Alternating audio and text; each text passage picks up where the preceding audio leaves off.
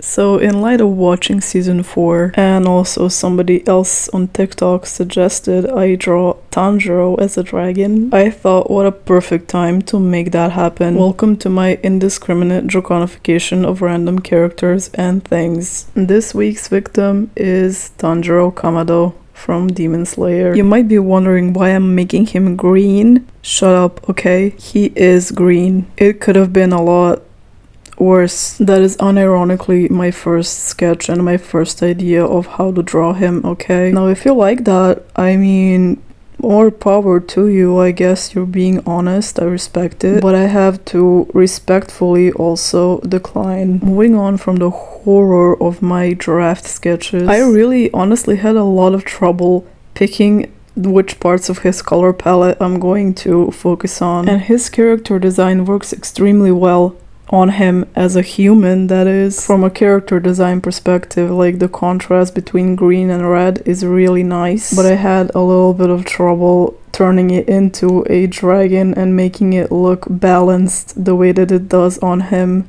and his clothing. Of course I had to give him the Rengoku flame, RIP. Everybody's so creative. I apologize. I would not blame you if you clicked off. If you haven't, subscribe, I guess. Jokes aside, I really do believe that these black horns are what saved his entire character design. Believe it or not, at first they were not even present. I was going to just make his hair spiky, like turn it into spines, you know? And also the black underbelly, it just ties it all together. At this point I was actually starting to trust the process. I was not up until now. Also, of course, the black talons. I love adding black talons to all of my dragons, but in this case especially it worked really well. And of course the iconic earrings. Funny story, I actually have those same earrings. I made them out of cardboard and a paper clip. Yes, I'm that creative. Now I can already smell the people grilling me in the comments for not drawing the sun-breathing dragon. Listen, I too am very sad and grieving that lost opportunity. However, water breathing was his first form to master, and I wanted to keep him looking traditional. Also, I wanted an excuse to draw a water dragon because I like the water dragon better, okay? Do I think that the sun dragon is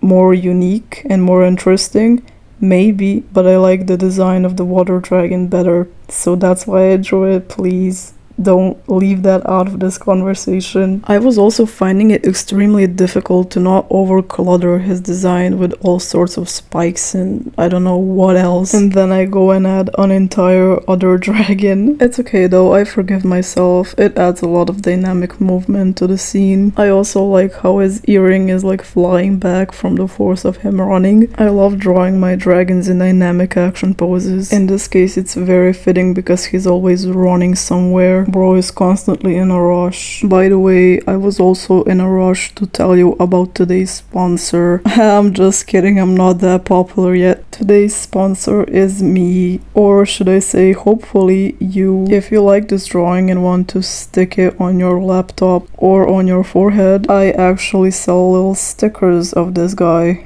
and other stuff. I'll leave a link to it in the description. And also, if you join my Patreon, which is also going to be in the description, you will get access to exclusive sketchbook tours. You will get mentioned in all of my posts, phone and desktop wallpapers, a coloring book page, as well as a high quality scan of this drawing that you can print locally if you want to. And you will also get reference sheets you can print out of dragon anatomy and dragon poses and dragon expressions, whatever it is this month. All of the information is of course on my Patreon, so if you want to, you can check it out. I would really appreciate it. You can also join for free, by the way. You will still get more exclusive updates on things I'm working on and that stuff. Shameless self-promo out of the way. Now I'm fixing everything with colored pencils. I don't even know how I discovered this technique, but I've never gone back. When you outline watercolor with colored pencils, it's a whole different level, especially when you match the colors perfectly. I